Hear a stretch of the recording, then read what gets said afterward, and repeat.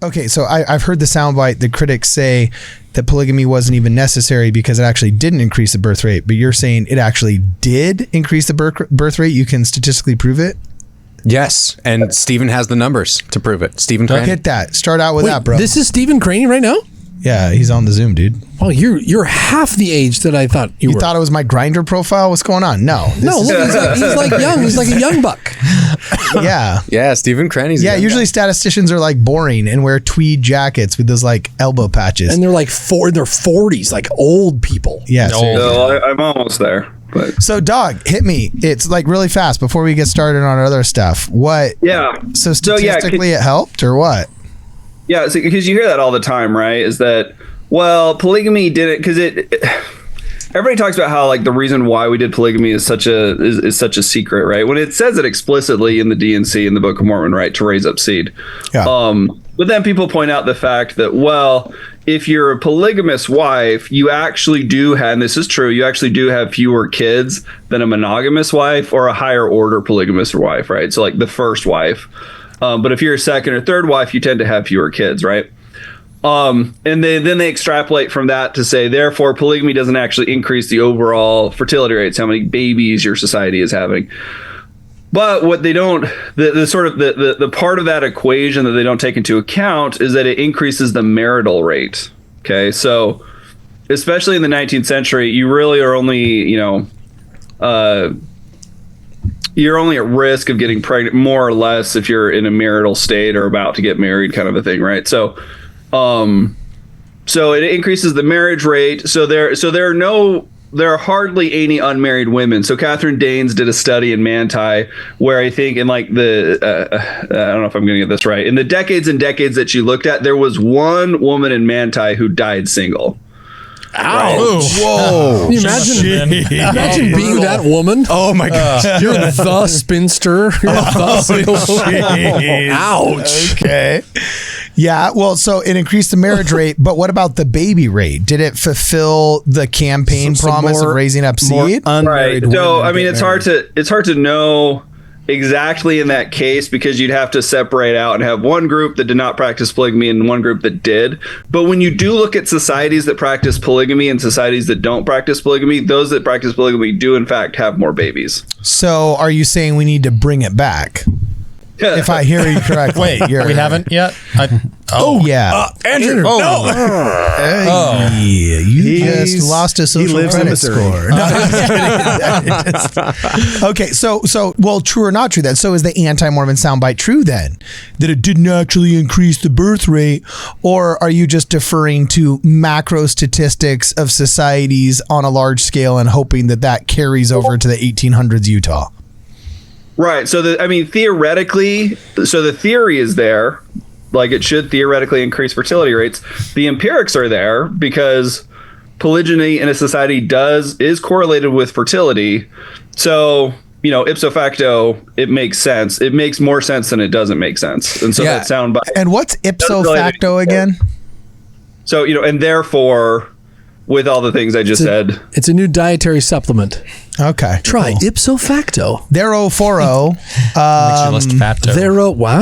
Yeah, thero foro. Well, so actually this is interesting because in my own personal life. You were a polygamist? I was not, but I am the child of, I'm offspring of polygamy. So my forefather comes across the plains and he arrives with forefathers. I feel like they were doing polygamy slightly differently. Wow, that's not what I thought. Polyandry. But he comes across the plains and he marries a woman, and that woman we think was not fertile, and so he had his wife helping him raise. His former wife had died. Actually, he'd lost 2 wives. And so he marries another woman who can't have babies. And then another woman crosses the plains and her husband dies. So now she's single with her baby in the valley, and a single woman living in the wilderness with a child you got to take care of. Not a great place to be in. Yeah. And so the bishop called him to marry her. And so he ended up having way more children. Had the bishop not done that, he would have not been able to have any children because he was married to a woman who couldn't give birth. So right, one thing that polygamy does is it maximizes the resources in your community towards having children, right? If you have a high status man who has the resources for more wives, he will have more wives and they will have more children, right? So it's a way to vector all the resources to having kids. And things like somebody's infertile, there are kind of ways around that. Even when the men are infertile, like there was a famous case in Utah where the man had been, I think he'd been castrated. He was part of this kind of this new religious movement and Brother Bobbitt? What's that? Brother Bobbitt? Sorry, it's just I don't know. Maybe I don't know. Lorena Bobbitt was a famous case in the early 2000s or the 1990s. No, don't where tell she him. I want him to emasculated go. her husband while he slept, and then threw it out the window, and they had to go find it and sew it back on. You're not familiar with that case? I'm not familiar with that. I thought everybody knew about that, dude. Well, ironically. There was a case. Go ahead. He ended up getting it sewn back on, and to prove that it worked, he performed an adult film called Frankenweenie. So, Not a lie. Not a lie. Not a lie. What the heck? I'm pretty sure it's called Frankenweenie. Not a I'm lie. gonna Google this. No, don't. I'm gonna make sure. I'm gonna make sure. Look, all the in things the to Google. interest of science. Okay, keep going. Okay, well, we Mormonism, we have an interesting history. It might not be that interesting. So, there was a guy who I think he had been castrated because it was part of this religious group that did that, and then he converted to Mormonism. He had a wife, but then he couldn't have any children with this wife, and so Brigham Young actually set up a situation where he could go live with. She could go live with another man, get pregnant from the other man, and then deliver it, and then have a child, and then that child would be sealed to husband A. Wow, so a surrogate father. Wow. Yeah, they're basically an early father situation. So Fascinating. progressive. Wow. So, Really? That's fascinating. Which is kind of in terms of gender equality, right? I mean, it's the women can kind of do that too. So that's the one case I'm aware of that kind of thing. Okay. happening. Also, I have never heard of I've that. never That's heard of that. fascinating. Yeah, I missed that actually because I was Googling this and I was wrong. It was called Frankenweenie, and it came out in 1996. Oh, thank goodness you brought that So back up. glad that I we brought all that- are cursed with Thank that knowledge goodness. now. And the reason why I need to correct that is actually because Frankenweenie was a 2012 Tim Burton animated child's film. Yeah. So I don't want to besmirch Frankenweenie. So, okay, all right. So what you just said, Stephen, is that there was a man who was unable to have children, and Brigham Young set it up or allowed it for that one of his wives would go get pregnant by another man. I believe that he actually had them officially divorced, but the sealing was intact, and then she was married to this other man as a polygamist wife, had a few children, and then that marriage was divorced or annulled or whatever, and then she went back to her former husband, and the kids then were born under the covenant of the first marriage. Oh, is interesting. that correct? Is my understanding correct?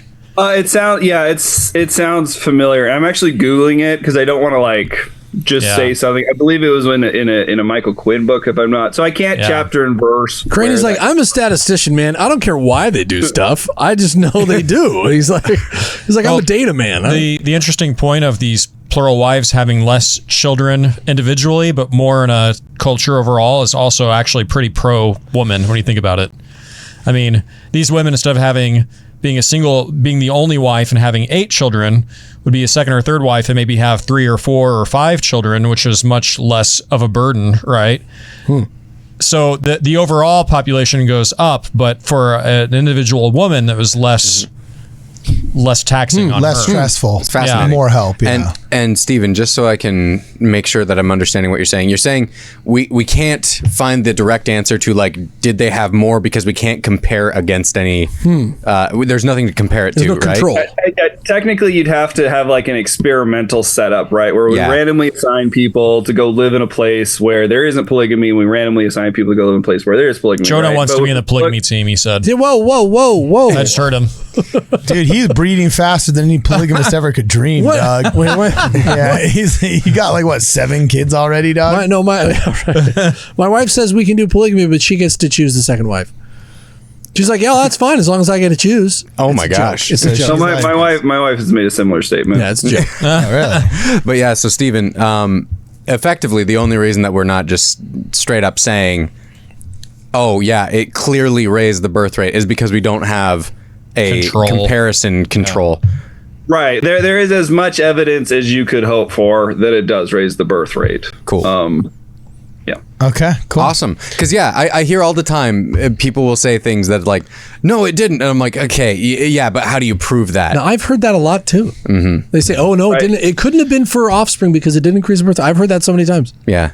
Okay. So, No. And interestingly, so early Mormon demography is very well documented because early historical demographers use the church's genealogy. There's this big data set called the Utah Population Database that they put together, and it's one of the best historical demographic databases in the world, but hardly anybody knows about it. But because it basically has all of the early Mormons and all of their children and posterity. So like cancer researchers use it a lot to be able to detect cancer genes and things like that. oh, wow. They don't rent it out to historians nearly as much, but that's all. There were some demographers that got access to it, so they have very precise data on which number of wife you were, how many kids you had, the marriage rate for an endowed person versus an unendowed person, things like that. We have very precise data on all of that you just don't have in many other contexts in the 19th century. That's really fascinating. Wow, cool. So you want to bring it back? Stephen, that's what I'm hearing, right? Yeah. Also, I just put this in the Discord. If you want to look at it, Sean, I just emailed you a couple of clips of Frank and Oh my God. look at him, just like not even. Oh, poor guy. We love you, bro. We love you. Sorry. I have to say so. I've adjuncted at BYU before, and occasionally I think I might go back. Probably not. Who knows? Lots of different things going on. So we need to go harder. I could just see them going over my history to do the background petting and just have the freaking kind of come up. Anyway, so you're saying I need to put it in bolder headlines? Actually, Maybe. we've just renamed this podcast. Polygamy and Franken is with Sean McCraney. No, not Sean McCraney. Oh God, Stephen McCraney. Stephen McCraney. I'm sorry, I just called you Sean McCraney. That's funny. So, all right, that's a fun. Don't worry, I'll edit it. It will be tame. you're fine. You can include it. I don't care. Are you guys ready to start with the normal podcast? That was kind of a fun little pre thing. Yeah, just a little bit of a dive into Maybe a little members bonus. Oh, the polygamy deniers are going to hate this, bro. Oh, yeah. They're going to hate it, man. We need to be careful, though. I want to try to fix the conversation with polygamy deniers. I feel like that automatically sets us up in an adversarial way. I think it's way healthier to refer to them as polygamy skeptics, right? Because that way you're not lumping them in with Holocaust deniers, and I think it helps diffuse the tension to a certain Call them degree. the stoners, Michelle Stoners. Yeah, I might actually be a little responsible That'll for that. de-escalate it. Oh, really, Stephen? Well, because the first time I had ever seen the term polygamy deniers, it was actually on that Times and Seasons post that I did with Josh Coates. Oh. Where we had who are these people who are kind of denying that it happened? Let's call them polygamy deniers. Yeah. So I may have been the provenance of that term. Don't admit that online, man. Don't admit that online. You don't want that heat. Well, Brian Hales calls them polygamy denialists. Really? Yeah. Connor Boyack says he prefers the term polygamy truther. So Yeah, and that's just as charged.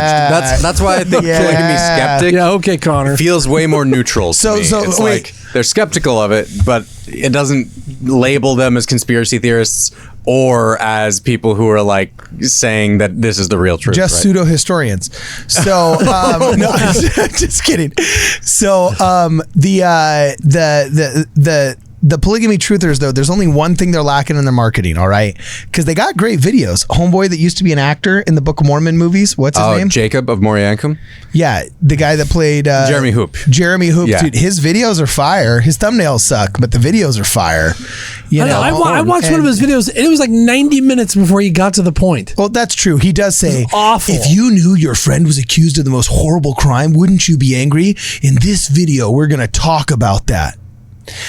In an hour. If you, that's like, and then like it comes by, like it's like I've been half an hour in. I'm like, it's like watching a trailer for 35 minutes. No, it's like watching Dragon Ball Z. You're like, get to the fight. Yeah. Get you to got the fight. Kamehameha charge up Yes. for like an episode and a half. Yes. Yeah. Yes. I Exactly. saw that happen one time and I was like, I thought something was going to happen. The episode ended. Yes, it ends. Before they actually got to the actual blast. I was like, what am I watching? The polygamy denialist people are the Dragon Ball Z of the historical okay, world. so their marketing is only lacking one thing. So like the libertarians, Substance. they got a great slogan. When you're going to Disneyland and you're walking by and you see the guy that says taxation is theft. Well, it's like fist bump to the libertarian, right? I don't happen to believe taxation is theft. I believe in good governance. I know that gets me out of the freaking Communism. libertarian camp. Yeah, whatever. Okay. So I'm not a taxation is theft guy, but I recognize it as a signaling function. The right-wing conspiracy theorists, jet fuel doesn't melt steel beams. Like when you're walking along, you see that guy and you're like fist bump to the QAnon. You know what I'm saying? You just you recognize who he is. Well, with the polygamy deniers, like even the Heartlanders they're digging in the wrong place, exclamation mark. There's like a cool slogan. So the polygamy truthers / denialists / deniers, whatever you want to call them, all right, they need a good slogan. I got it. Stephen Craney or Jonah Barnes, what's the slogan? Oh, I got one. John Taylor was a cold-blooded murderer. Works. Huh? I will say. That's like a cartoon of Muhammad. Doesn't work for me. Doesn't work for me. I will say also, when it comes to that particular thing, I saw Michelle, because we haven't had Michelle on in way too long. And we haven't talked to her. I Well, we did. She just got very, very angry and dropped an entire 90-minute episode on Luke. And yeah, that was bad. Yeah. But I mean, I've been watching a lot of her videos, trying to understand where she's coming from, and I saw on her episode with Greg Mattson, she goes through, and when he asks up front about Jonah's joke here that he was making about John Taylor killing Joseph Smith, she ultimately admits to Greg at Quick Media. She says, "Yeah, I don't believe that that's how it went down. I don't think that that's the way that it is. I'm more of a expert in the polygamy zone, but I don't think that that's what the case is." But then I see another video of her where she's speaking at a thing that Whitney Horning and Jeremy Hoop were just speaking at, and she's totally cool with hyping up the crowd by saying and these people may have possibly been involved in the killing of the prophet himself, talking about the apostles. I'm like, hey, Michelle, what are you don't doing? say things like that. If you're gonna tell Greg Mattson one thing that you don't really believe that, don't whip up a crowd about how, hey, maybe there's a possibility that these guys were also involved in the killing. That makes me have a very difficult time believing what you have to say. Oh, I've got her talking about how not only did Brigham Young and John Taylor kill Joseph, they killed Joseph's whole family. Oh, yeah. Yeah, What? you heard that? They killed Samuel Smith. kind of killed Samuel Smith. Wait, Yeah. Michelle Stone saying this? Yes. In a slight defense of not that particular thing, but from a kind of a Bayesian, from sort of a prior perspective, Samuel, I'm not saying who killed him, but Samuel Smith's death is a little weird, right? Yeah. I mean, they knocked off Joseph and Hiram, and then he died of, what do they say? He died of exhaustion, supposedly, right after. So I have no idea who might have been involved, but just the priors on him happening to die from a weird fluke thing right after Joseph and Hiram did, I am open to the possibility there was something going on there. I'm not saying it's John Taylor. Like I'm very much against the idea that it was any of those people that those kind of weirdos say it was. But when you say those people, what are you saying? Yeah, what do you mean by that, Stephen? Yeah. What, dog? the who killed Joseph Smith people, right? So I'm not on their team at all. But Samuel, but I am. Have you or are you currently associating, and have you ever been to any of the meetings of the polygamy deniers of America? Yeah. Are you a member of the polygamy? No, I'm just kidding. You support, affiliate, or agree with? Answer the question. I think that's a really good point, actually. But I do have a curious question. Why just leave William Smith then? Like, well, because he was the crazy one, right? Like, if you wanted to completely just destroy the Smith family line, you wipe out everybody and you leave the crazy one. oh man, Wait, what a ringing endorsement! Maybe the crazy one was behind it. Maybe it was William Smith. David Hiram Smith was the crazy one. He's the one who was committed to. David Hiram was Joseph's son, but of the Smith brothers. Yeah. Oh, you're right. That's right. Samuel, Joseph, Right. Hiram. Yeah. Different generation. Interesting. For anybody who wants to know where Michelle Stone talks all about satanic ritual abuse among church leaders and the murder of all of Joseph Smith's family by Brigham Young and John Taylor, that's episode 91, Polygamy and SRA. So if anybody would like to go look that up, Michelle Stone, keep it classy. Michelle. Wow. Keep it classy. Rough one. I'll have to look that one up so we can verify. She that, did stake young women's president. Just kidding. I don't get it. I just don't get it. I don't get it. So, well, here it is. Here's oh no, that's a Zion Media thing. So, all right. Well, what are we talking about again? We got 3 topics. We're 30 minutes in. Oh yeah, we're 30 minutes in. I cite Stephen Craney often, the Light and Truth letter, so I was going to have him talk about the 3 things I cite him in. 1 is the connection between happiness and religiosity. 2 is LGBTQ plus issues in the church. Okay. And then 3 is religious people have better sex. Oh. Okay, so could we tie in Frank and Weenie to that one? Yes. Could that be like totally relevant? Totally relevant. You were all rolling your eyes at Cardin.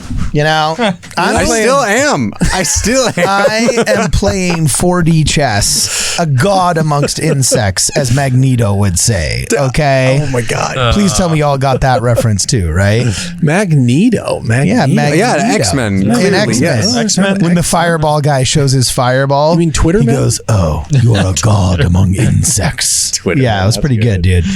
So, man, that's like my 3rd movie reference that is going unrequited. Dude, I'm here with you, brother. What are you talking about? What are you talking Seriously. about? Don't breathe. I was there. Brad got that one. Brad gets credit. He's the only one that got that one. Oh, With the X-Men. oh, with the please. X-Men. Does Yeah. he have Twitterman. does he have a box of original X-Men comics in his garage? No. I don't think so. No, because I who do. does that? I do. Why would you do that? Stephen, how much time do you have? Sorry. Yeah, how much time do you have, Steven? Oh, let's see. It's 6:28 over here. I've got time. You don't have my like a kid- mid-sequel adult stance you got to go to?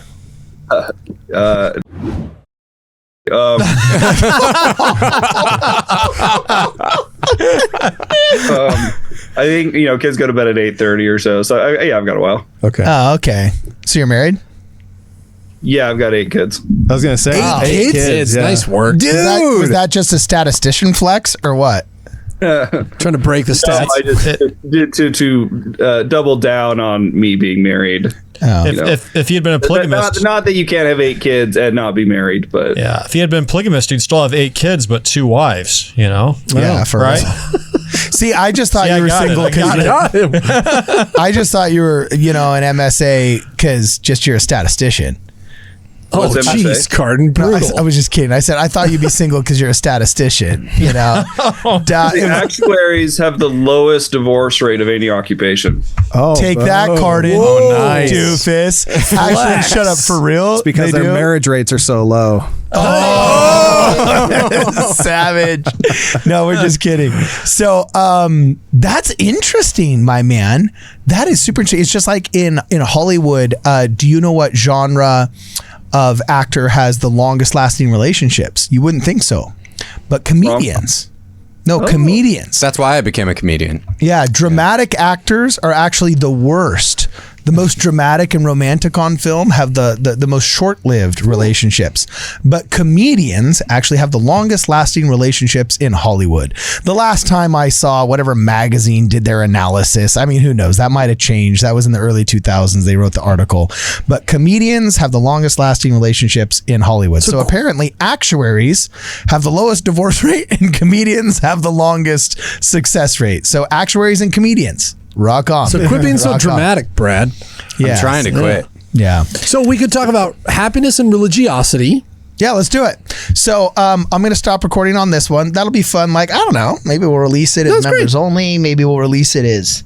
Actually, I might just hold it. So when he applies for BYU again, Just drop it. I can just be like, dude, do you know who he's hiring? He associates with WardRadio. So, okay, here we go. Penis.